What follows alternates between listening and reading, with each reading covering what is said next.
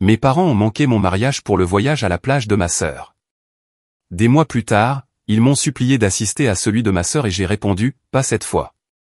J'ai 32 ans et je me suis récemment fiancé à ma petite amie Olivia, qui a 28 ans. Nous sortions ensemble depuis 5 ans et personne n'a été surpris quand je l'ai demandé en mariage. Un nouveau mariage se profilait dans notre famille et tout le monde semblait heureux pour nous. Mes parents nous ont félicités. Ma sœur cadette, Madison, 27 ans, était ravie. Et mon frère aîné, Ethan, 36 ans, a déclaré qu'il attendait avec impatience le grand jour. Tout semblait bien parti au début. Olivia et moi nous sommes mis d'accord assez rapidement sur la date de notre mariage. Ce n'était pas un choix arbitraire. Nous avons choisi l'anniversaire du jour de notre rencontre. Ce jour avait toujours eu une signification particulière pour nous, et se marier à cette date semblait naturel. Nous l'avons fixé, avons réservé le lieu et avons commencé à planifier. Au début, ma famille semblait d'accord. Ma mère s'est renseignée sur les couleurs et les thèmes. Mon père a plaisanté sur le fait de préparer son fameux discours de mariage, et Madison et Ethan ont demandé où cela aurait lieu. Rien ne semblait clocher. Quelques semaines plus tard, ma mère a gentiment fait remarquer que la date pourrait ne pas convenir à tout le monde.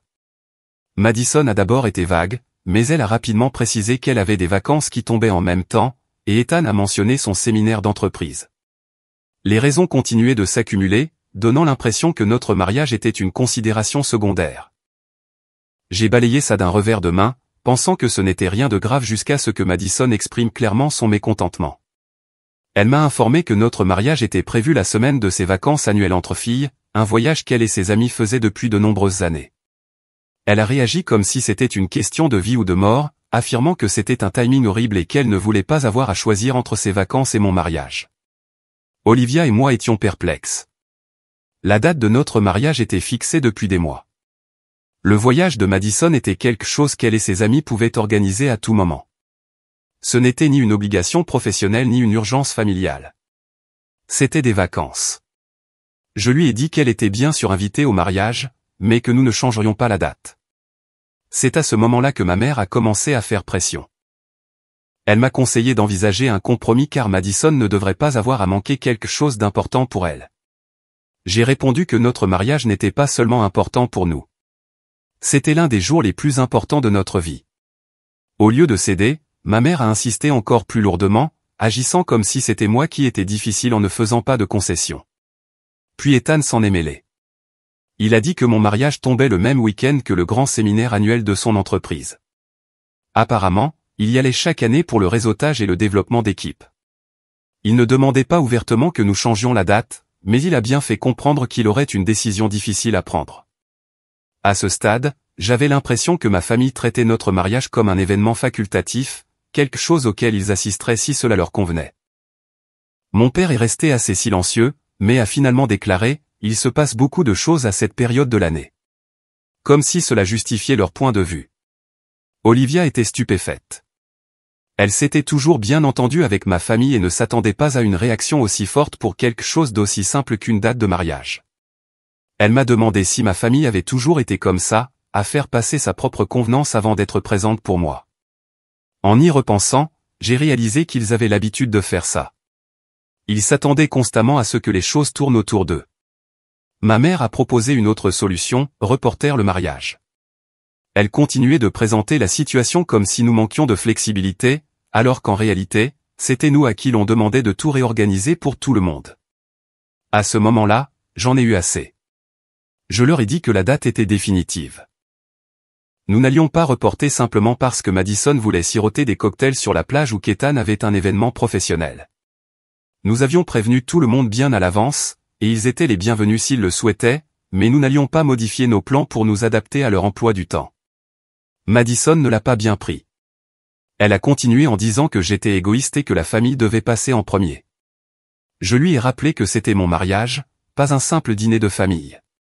Si elle voulait vraiment être là, elle pouvait renoncer à des vacances pour une fois dans sa vie. La situation a commencé à s'envenimer. Un cousin m'a contacté pour me dire que ma famille discutait de mon comportement difficile. C'était comme s'ils avaient réécrit l'histoire. Ce n'était plus eux qui ne donnaient pas la priorité à mon mariage. C'était moi qui rendais les choses difficiles en attendant d'eux qu'ils soient présents. Certaines personnes m'ont soutenu, tandis que d'autres ont prétendu que je créais une controverse inutile. Olivia m'a conseillé de ne pas me laisser atteindre, et elle avait raison.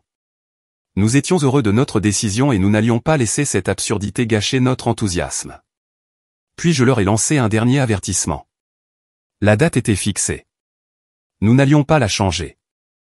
S'ils voulaient être là, c'était formidable. Sinon, c'était leur décision, mais je n'allais pas continuer à entretenir ce débat. Madison et ma mère ont refusé d'accepter cela et ont continué à insister. C'est là que j'ai su qu'il ne s'agissait pas seulement de problèmes d'emploi du temps. C'était une question de contrôle. Ma famille avait l'habitude que je me plie en quatre pour eux, et ils n'aimaient pas que je tienne bon.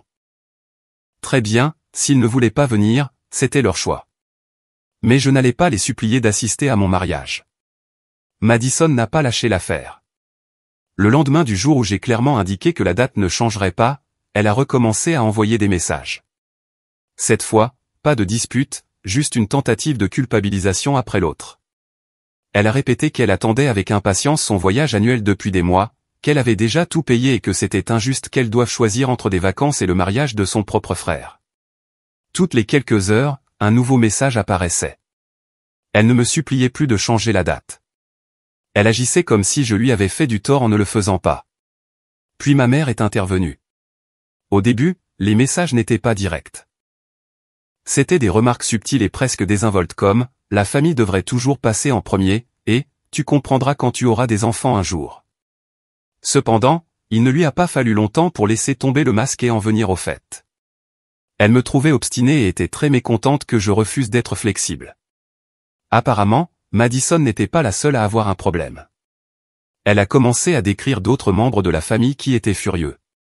Pas de nom, pas de détails, juste des déclarations vagues sur le nombre de personnes qui pensent que tu ne te soucies pas de ta propre famille. Ethan a complètement cessé de répondre. Pas de SMS, pas d'appel, rien. Jusqu'à présent, il n'avait pas été aussi virulent que Madison, mais il était clair qu'il avait choisi son camp.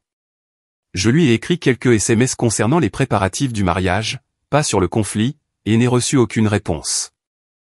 Il avait décidé que son événement professionnel était plus important, et c'était tout. Puis mon père a finalement pris la parole. Je m'attendais à ce qu'il me soutienne, mais au lieu de cela, il a hésité avant d'ajouter que lui et ma mère débattaient de leur présence. Au lieu de prendre une décision ferme, il a prétendu que manquer mon mariage était une conséquence involontaire des difficultés familiales. Il a essayé d'adoucir la pilule en ajoutant quelque chose sur le fait qu'il ne voulait pas de stress le jour de notre mariage, mais le message restait clair. Ils étaient contrariés que je refuse de céder et ils envisageaient de manquer le mariage de leur propre fils à cause de ça. Les parents d'Olivia, quant à eux, n'arrivaient pas à croire ce qui se passait. Ils avaient observé les choses se dérouler, et quand ils ont appris que mes parents pourraient ne pas assister au mariage, ils ont cessé d'être conciliants. Ils nous ont maintes fois rassurés sur le fait que nous n'étions pas en tort et que, quoi que fasse ma famille, ils nous soutiendraient totalement. Olivia et moi avons convenu que nous n'attendrions pas que ma famille approuve nos décisions. Le mariage avait toujours lieu, et nous étions impatients de l'organiser. Nous avons commencé à affiner les détails, à organiser les événements et à planifier une journée qui serait formidable, peu importe qui se présenterait. C'est à ce moment-là que la famille a commencé à se diviser en clans. Certains de mes proches, tantes et oncles, m'ont contacté soit pour nous féliciter, soit pour confirmer leur présence, mais certains se rangeaient clairement du côté de mes parents et de Madison. J'ai appris par des bruits de couloir que ma mère et Madison s'étaient plaintes à tout le monde de ma cruauté. Elle disait qu'en refusant de faire des compromis, je causais des problèmes. Puis le post Facebook est apparu. Ma mère ne s'est jamais adressée à moi personnellement, mais il était clair de qui il s'agissait, un long post passif-agressif sur la façon dont certaines personnes oublient la valeur de la famille et comment il est dommage que des actions égoïstes déchirent les êtres chers. Les commentaires étaient tout aussi terribles. Une foule de parents se sont joints à la conversation, tous vagues mais sans équivoque d'accord avec elle. Olivia n'a même pas scié. Elle m'a juste dit de ne pas répondre. Elle a vu ce que c'était, une tentative de m'attirer dans encore plus de drames, et elle avait raison. Si je m'en mêlais, cela se transformerait en un désastre énorme. Au lieu de me laisser prendre au piège, j'ai suivi le plan que nous avions depuis le début. Nous avons envoyé les faire-part de mariage. Nous avons inclus mes parents et avons clairement indiqué qu'ils étaient toujours les bienvenus. C'est alors que Madison et Ethan ont officialisé leur décision. Tous deux ont décliné. Ils n'ont pas appelé ni expliqué. Ils ont simplement renvoyé leur carton-réponse avec un « non » catégorique. Mes parents, en revanche, sont restés dans le flou. Ils n'ont pas explicitement décliné, mais n'ont pas non plus confirmé. Ils espéraient toujours que je changerais d'avis. Puis un cousin m'a mis au courant. Ma mère et Madison avaient clairement fait savoir qu'elles n'étaient pas contentes de la date du mariage, mais je ne m'attendais pas à ce qu'elles commencent à décourager discrètement les membres de la famille de venir. Elles n'ont pas explicitement appelé au boycott, mais leur hostilité constante a suffi à rendre certaines familles méfiantes. C'en était trop, c'était mon point de rupture. J'en avais assez d'essayer d'apaiser des gens qui, de toute évidence, ne se souciaient pas de moi. Je n'allais pas continuer à supplier ma propre famille de venir. Olivia et moi nous sommes assis, nous nous sommes regardés et nous avons pris notre décision. Nous n'allions pas perdre une seconde de plus avec eux. Que ma famille vienne ou non, le mariage allait être fantastique. Et quand la lune de miel est arrivée, nous sommes partis sans rien leur dire. Le jour du mariage est arrivé. Je me suis réveillé tôt, fixant le plafond pendant quelques secondes avant que tout ne devienne clair. C'était enfin le jour J. Après des mois de planification, de tension et de drame, le jour était enfin arrivé. Olivia était déjà debout, en train de s'habiller dans une autre pièce avec ses demoiselles d'honneur. La maison bourdonnait d'enthousiasme. Sa famille était debout depuis l'aube, s'assurant que tout était parfait. Puis mon téléphone a vibré. Un cousin m'a envoyé un SMS, juste pour que tu saches, tes parents, Madison et Ethan, ne viennent pas, pas de raison, pas de revirement de dernière minute. Juste la confirmation de ce à quoi je m'attendais. J'ai posé mon téléphone et je me suis habillé. Le costume tombait parfaitement. Tout était en place. Dehors, les parents d'Olivia s'assuraient que les voitures arrivaient à l'heure, accueillaient les invités et mettaient une musique agréable en fond sonore. Il était évident qu'ils avaient pris le relais. Ils ne traitaient pas cela comme n'importe quel autre mariage. Ils le traitaient comme si c'était le mariage de leur fils, pas seulement de leur fille. La cérémonie a été incroyable. Le lieu était bondé, à l'exception des sièges vides réservés à mes parents, Madison et Ethan. Je m'y étais préparé, mais voir ces chaises vides, c'était autre chose. Le père d'Olivia l'a conduite à l'hôtel. Sa mère était déjà en larmes et son frère se tenait fièrement à ses côtés. De mon côté de la famille, il y avait quelques cousins, des tantes et des oncles qui n'avaient pas cru aux sottises de ma mère, et ma tante préférée, tante Diane. C'était la plus grande surprise de la journée. Je ne m'attendais pas à ce qu'elle vienne, mais juste au moment où la cérémonie commençait, elle s'est glissée dans l'un des fauteuils. Plus tard, elle m'a pris à part et à secouer la tête, je me fiche de ce que dit ta mère. Tu es mon neveu, et je n'allais pas manquer ça. Olivia et moi avons échangé nos vœux. L'officiant nous a déclarés mari et femme, et c'était fait. Plus de tension. Plus d'attente. Dès que nous nous sommes embrassés, toute l'assemblée a éclaté en acclamations. Le tonnerre d'applaudissements, les rires et l'enthousiasme ont noyé toutes les pensées que j'avais pour ma famille. Ensuite, il y a eu la réception. La famille d'Olivia nous a accueillis avec amour et attention dès notre arrivée. Des toasts ont été portés, les verres ont trinqué et le repas était délicieux. Chaque fois que je regardais autour de moi, un membre de la famille d'Olivia venait prendre de nos nouvelles, s'assurant de notre bonheur et rendant la journée encore plus mémorable. La tentative de ma famille de rendre ce mariage vide en ne venant pas à échouer. Au milieu de la soirée, on m'a remis une enveloppe. Elle venait de mes parents. À l'intérieur, il y avait un chèque et une lettre qui disaient « Nous espérons que tu apprendras un jour la valeur de la famille ». J'ai plié la note et l'ai glissée dans ma poche sans rien dire. Le chèque est allé directement dans ma veste, sans que je le regarde. Olivia a tout de suite compris. Elle m'a serré la main sous la table et a continué la conversation comme si de rien n'était. Nous avons dansé, plaisanté et pris des photos. Rien n'allait gâcher cette soirée. Les photos et les vidéos ont ensuite commencé à se propager. Les invités commentaient à quel point tout était magnifique. Quelques parents ont même mentionné « J'aurais aimé que tes parents soient là ».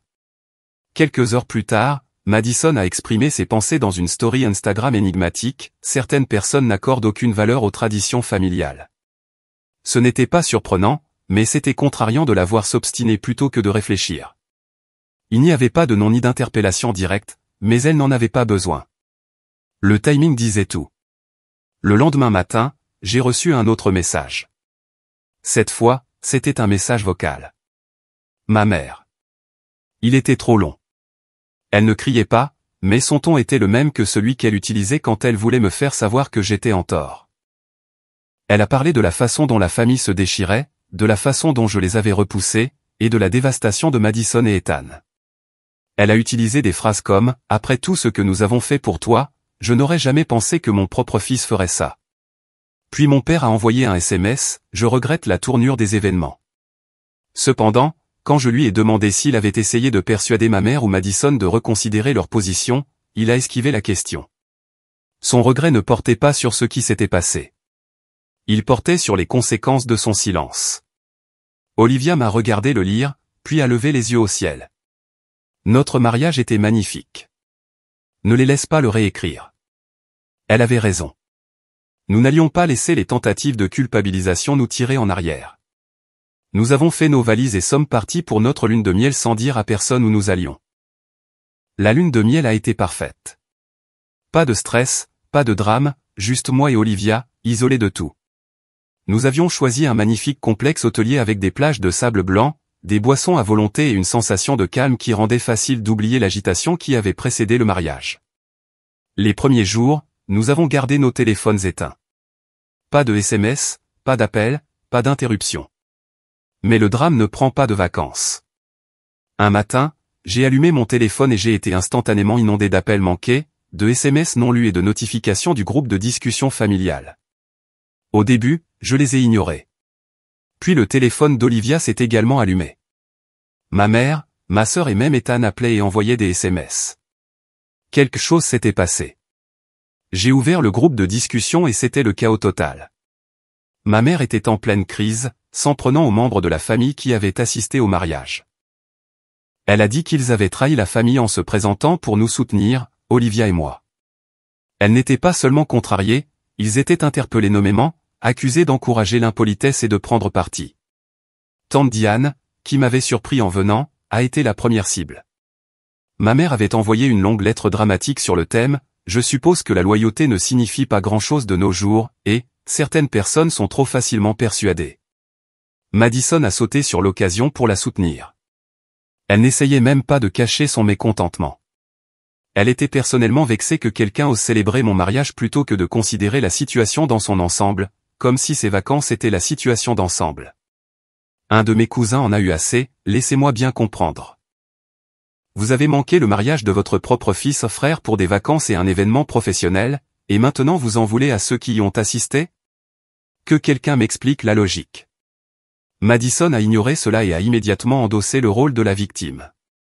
Quelques minutes plus tard, elle a partagé une story Instagram dramatique, une photo en noir et blanc avec une phrase creuse du genre « Certaines personnes oublient qui a toujours été là pour elles, et la loyauté n'est plus ce qu'elle était. » Pendant ce temps, Ethan m'a envoyé un message privé. Il n'avait pas beaucoup parlé auparavant, mais maintenant il admettait qu'il ne s'attendait pas à ce que les choses dégénèrent aussi vite. Il a fait comme s'il voulait rester neutre, mais ne savait pas comment. Son argument était « Je ne veux pas me mêler de ça. » C'était trop tard. Puis ma mère a fait son prochain coup. Elle a changé de tactique et s'est adressée directement au téléphone d'Olivia. Le message était long, culpabilisant et plein d'une fausse sollicitude. Selon elle, je déchirais la famille, et Olivia devait me calmer avant qu'il ne soit trop tard. Olivia a parcouru le message, a grogné et a répondu sans hésiter, « Nous sommes en lune de miel. » Ce drame ne nous intéresse pas, elle a ensuite posé son téléphone et a repris son martini. Les gens dans le groupe de discussion ont continué à se disputer. Alors que ma mère et Madison étaient furieuses, un nombre croissant de membres de la famille a commencé à s'opposer à elle. D'autres photos et vidéos du mariage étaient apparues en ligne, et il était clair à quel point tout le monde avait été heureux, même sans mes parents, Madison et Ethan. Puis, tante Diane a craqué, vous vous humiliez. Vous avez fait votre choix. Maintenant, assumez-le. C'est à ce moment-là que mon père est intervenu. Pas publiquement, bien sûr. Non. Il m'a envoyé un message discret et peu enthousiaste, je regrette la tournure des événements. C'était tout. Pas d'excuses significatives. Pas de prise de position contre ma mère ou Madison. Juste un autre regret inutile sans plan d'action. Puis Madison a appris pour la lune de miel. Apparemment, elle pensait que nous étions encore à la maison, probablement en train de nous occuper du rangement post-mariage ou de toute autre chose qu'elle s'attendait à ce que nous fassions. Mais quand elle a appris que nous étions déjà dans un avion et que nous sirotions des cocktails sur une plage sans prévenir personne, elle est devenue furieuse. La conversation de groupe a de nouveau explosé. Elle a commencé à crier « Waouh, je suppose que nous ne comptons vraiment rien pour toi, tu n'as même pas pu dire à ta propre famille où tu allais. » C'en était assez pour moi. J'ai envoyé un dernier message, vous avez tous fait vos choix. J'ai fait le mien. J'ai dit « Bonne semaine » et j'ai mis la conversation en sourdine.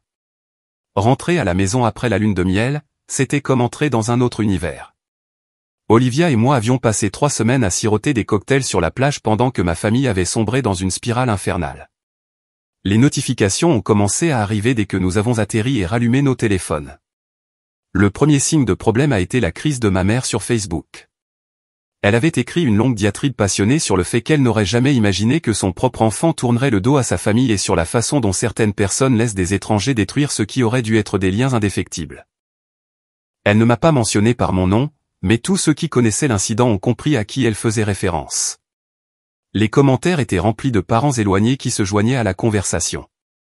Certains approuvant, d'autres visiblement mal à l'aise, mais essayant de rester impartiaux.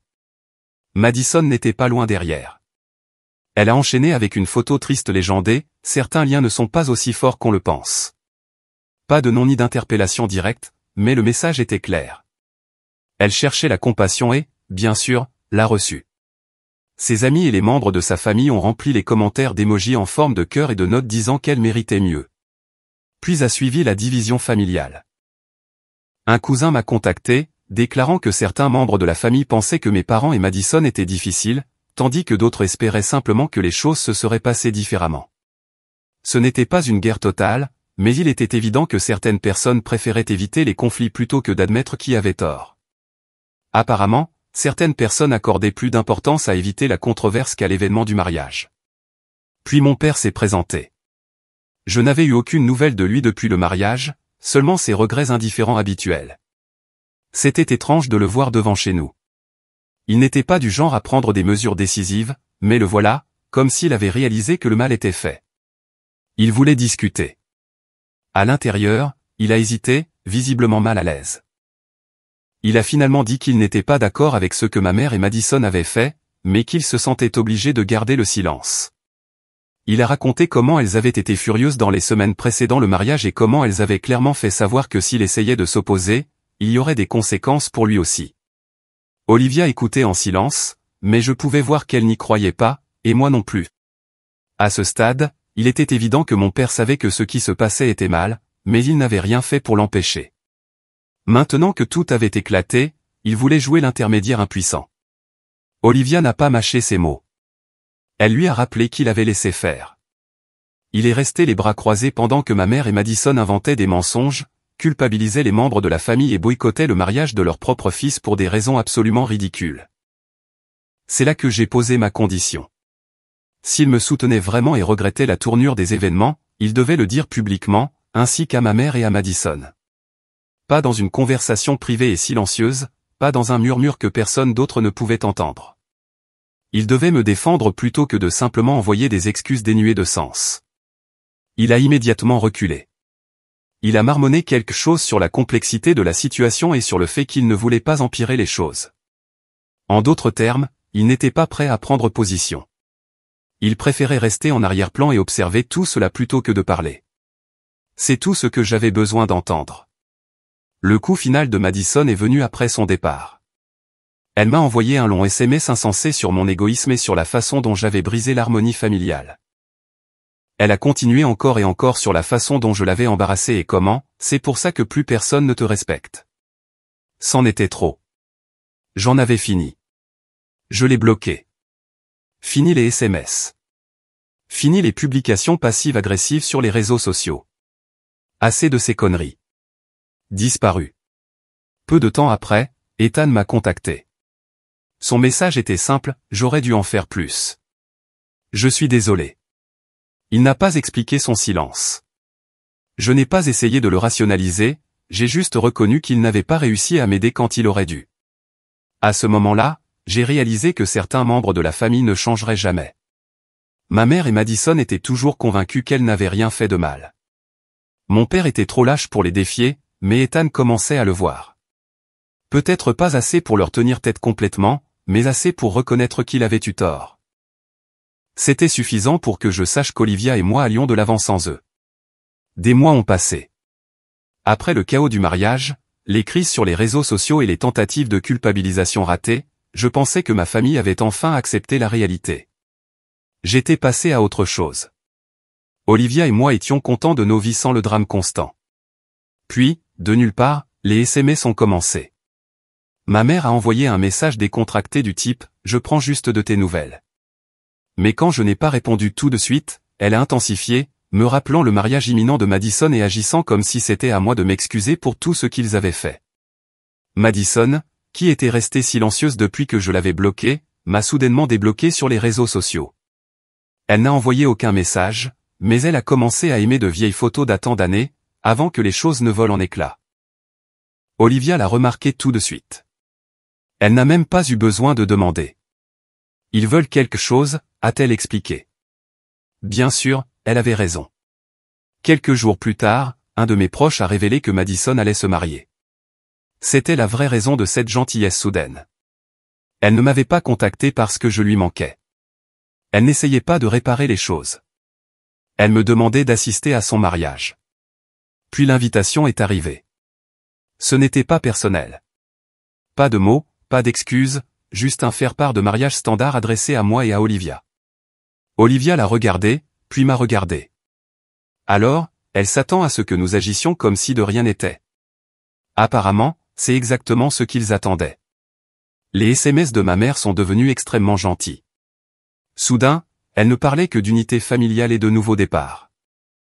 Elle a habilement évité toute la tourmente du mariage, faisant comme si c'était juste un autre rassemblement familial normal. Puis, Ethan a appelé. Il n'était pas théâtral, mais le message était clair. Il voulait que je répare les choses en venant. Selon lui, Madison et ma mère voyaient cela comme une excellente occasion pour nous de passer à autre chose. Madison a dû se sentir obligée de me reconnaître car elle m'a finalement envoyé un message directement. Pour la première fois depuis des mois, elle m'a contacté.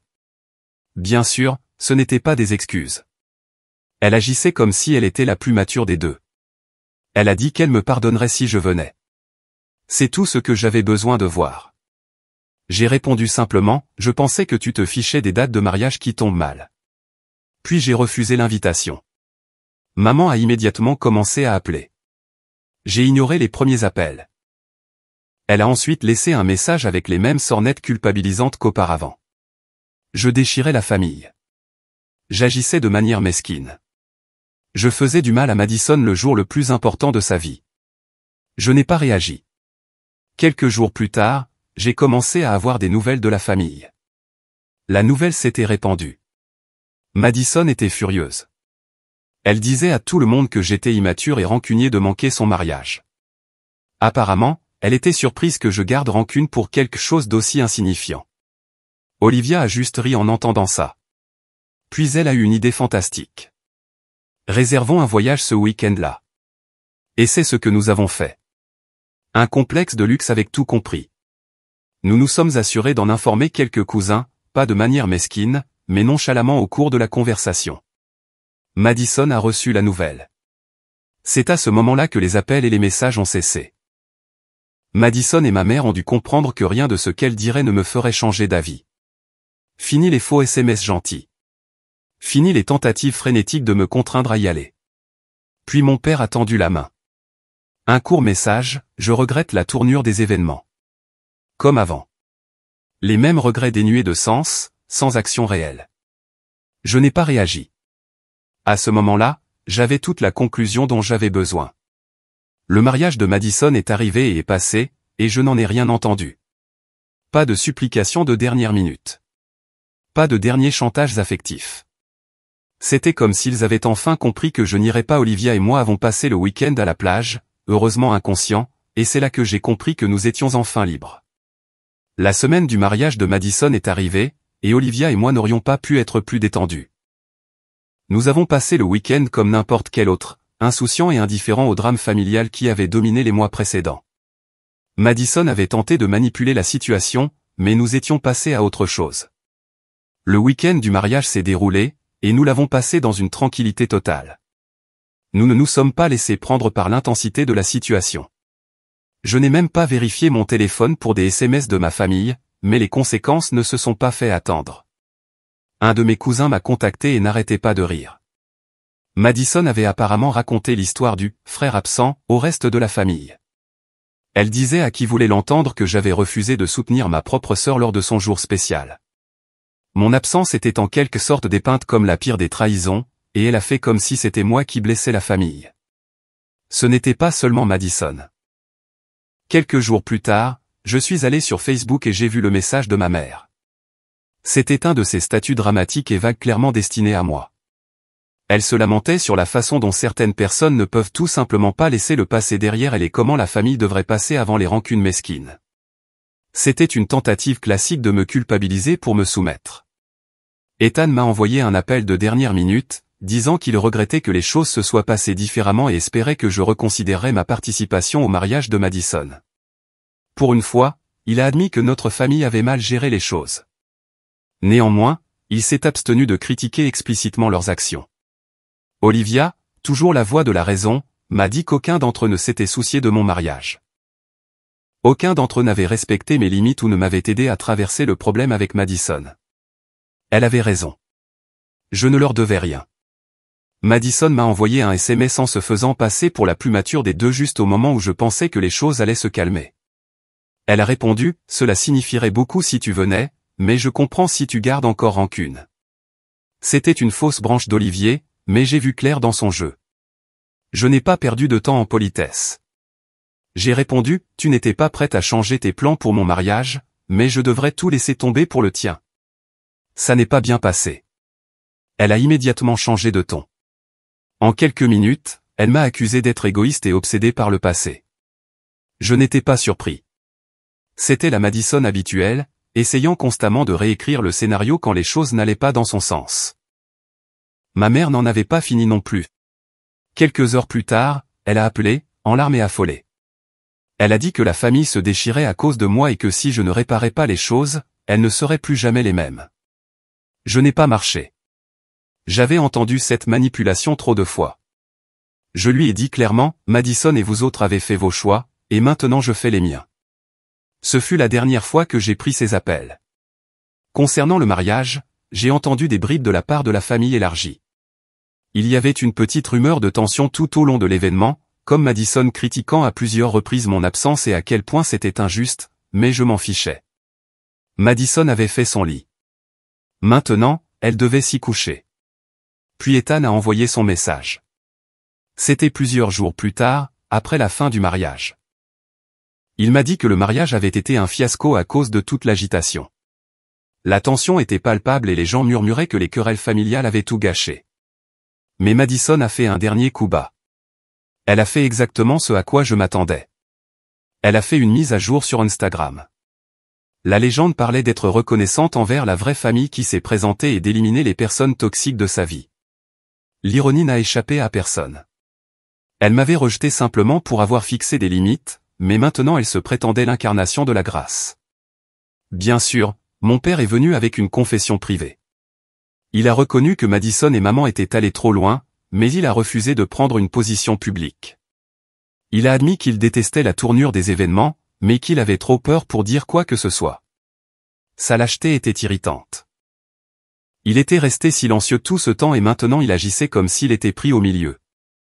À ce moment-là, j'en avais fini. Olivia et moi n'allions pas perdre une seconde de plus dans ce cirque. Nous n'avions pas besoin de ce tumulte dans notre vie. Au lieu de cela, nous avons organisé un repas somptueux pour célébrer notre nouvelle indépendance. Le mariage de Madison était terminé et nous en étions sortis vainqueurs. Nous ne nous soucions pas de l'agitation. Nous ne nous soucions pas des publications passives-agressives. Ce qui importait, c'est que nous étions heureux et que rien de ce qu'il faisait ne pouvait nous enlever cela. Nous avons trinqué à notre paix, à une vie sans poison, à l'élimination des personnes qui n'ajoutaient que du drame et de la manipulation à nos vies, et surtout, à l'avenir que nous construisions sans le poids de leur négativité. La famille avait perdu son emprise sur nous. Cela fait un peu plus d'1 an que Madison s'est mariée, et tous les doutes que j'avais sur ma décision de rompre les liens avec ma famille ont disparu. Le divorce de Madison a été finalisé la semaine dernière, et le résultat était presque poétique. Moins de 2 ans après le mariage dont elle avait fait tout un spectacle, son mariage avait complètement échoué. Je n'ai pas tous les détails, mais j'en ai assez entendu par des bruits de couloir pour savoir que ce n'était qu'une question de temps. Elle s'était précipitée dans ce mariage comme elle l'avait fait avec tout le reste, et les fissures sont apparues presque immédiatement. Mais fidèle à elle-même, ma mère a tenté de déformer toute la situation. Au lieu d'accepter la responsabilité de son échec, Madison s'est tournée vers Facebook pour raconter comment elle avait été dupée par un mauvais mari qui avait profité de son bon cœur. Elle a fait une longue déclaration sur sa peine pour Madison, sur l'injustice de la situation et sur la leçon que cela représentait en matière de confiance. Bien sûr, rien n'a été dit sur la façon dont les actions de Madison ont mené au désastre. Ma mère ne pouvait pas se résoudre à accepter son rôle dans tout cela. Puis est venu Ethan. Il m'a envoyé un message tard un soir, simple mais profond. C'était le genre de communication que j'espérais, mais que je n'attendais pas. Il disait, « Tu avais raison. Maman et Madison sont toxiques. » C'était tout. Pas de fioritures ni d'excuses, juste les faits. Je n'étais même pas en colère. Ethan avait passé des années à naviguer entre nous et eux, essayant de maintenir la paix. Mais maintenant, il l'avait vu aussi, et je sentais qu'il en avait assez. Je n'ai pas répondu tout de suite. Je savais qu'Ethan avait besoin de temps pour digérer, tout comme moi. Quelques jours plus tard, ma mère a présenté ses excuses. Elle m'a envoyé un long email exprimant ses regrets sur la façon dont les choses s'étaient terminées et à quel point toute la situation avait été difficile pour elle. Mais comme d'habitude, ce n'étaient pas de véritables excuses. Il s'agissait plutôt de la façon dont elle gérait les conséquences, de la difficulté de perdre son enfant et de son espoir que nous puissions tous nous entendre. Elle a pris soin de noter combien elle avait souffert pendant cette épreuve, ce qui, sans surprise, n'incluait pas d'aborder sa contribution au désastre. Puis le vrai coup de théâtre est arrivé. Un cousin, avec qui j'entretenais encore une sorte de contact, m'a contacté pour me prévenir d'une réunion de famille que ma mère préparait. Maman prévoyait apparemment une réunion surprise pour me pousser à faire amende honorable. Elle a dit à tout le monde qu'elle priait pour un miracle qui réunirait la famille. Il était évident qu'elle essayait de me mettre sur la sellette et de me forcer à être le plus mature des deux. Olivia n'avait aucune patience pour cela et je ne pouvais pas lui en vouloir. Elle a déclaré fermement, « Notre enfant n'a pas besoin d'être entouré de cette négativité. » Pas question. J'étais entièrement d'accord avec elle. Nous avions parcouru un si long chemin pour créer une existence paisible, et je n'allais pas laisser ma mère ou Madison nous entraîner à nouveau dans leur drame toxique. Il n'était pas question que j'assiste à une réunion où j'étais censé être le méchant. Alors, j'ai fait ce que je devais faire. J'ai officiellement bloqué ma mère, Madison et tous les autres membres de la famille qui continuaient à soutenir leur camp. Ce n'était pas seulement sur les réseaux sociaux. Je les ai bloqués de tout, SMS, email, tout. Je n'allais plus jouer à ces jeux. Puis, mon père m'a envoyé un dernier SMS. C'était similaire à ses communications précédentes en ce sens qu'il exprimait des regrets, mais n'était toujours pas disposé à me soutenir ouvertement. Il a juste répondu, « J'aurais aimé que les choses se passent différemment, mais je comprends pourquoi tu en as fini. » Un simple « je comprends », mais cela ressemblait à une dérobade. Il ne s'est jamais excusé de la façon dont il a laissé ma mère et Madison me maltraiter, et il n'a jamais pris position publiquement. Il voulait toujours la paix, mais à ce stade, je ne pouvais pas l'accepter. Madison, bien sûr, n'en avait pas fini. Elle m'a envoyé un message directement sur Instagram pour me demander si nous pouvions discuter. Elle m'a dit qu'elle était prête à passer à autre chose et voulait rétablir notre lien familial. Mais à ce stade, j'en avais assez. Je n'ai même pas ouvert le message. Je n'avais pas besoin de plus de la même vieille manipulation. Elle avait détruit sa réputation. La campagne de dénigrement a commencé peu de temps après. Des amis m'ont informé que Madison disait aux autres que j'avais coupé les ponts avec la famille sans raison apparente. Ce n'était même plus inattendu à ce stade. Elle m'avait dépeint comme le méchant depuis si longtemps. Je n'ai pas été surpris d'apprendre qu'elle continuait à le faire dans mon dos. Mais je m'en fichais. Je connaissais la vérité et toutes les personnes qui valaient la peine d'être dans ma vie la connaissaient aussi. Maman et Madison ont finalement cessé d'essayer de me contacter. Ce n'était pas parce qu'elles avaient eu une profonde prise de conscience ou qu'elles étaient soudainement submergées de regrets. C'était parce qu'elles ont compris que je n'allais pas céder. Je n'allais pas les laisser me ramener dans leur monde de tromperie et de culpabilité. Elles ont cessé d'envoyer des messages et de faire semblant de se soucier. Et c'est là que je me suis vraiment senti libre. Olivia et moi allions mieux que jamais. Notre bébé est arrivé et c'était tout ce que nous aurions pu espérer. Nous étions entourés de personnes qui se souciaient vraiment de nous, qui respectaient nos limites et nous soutenaient inconditionnellement. Notre petit était entouré d'amour, et je n'aurais pas pu espérer mieux. Ethan, lui aussi, a commencé à s'éloigner de Madison et de maman. Avec le temps, il a réalisé ce que j'avais toujours su. La seule voie à suivre était sans elle.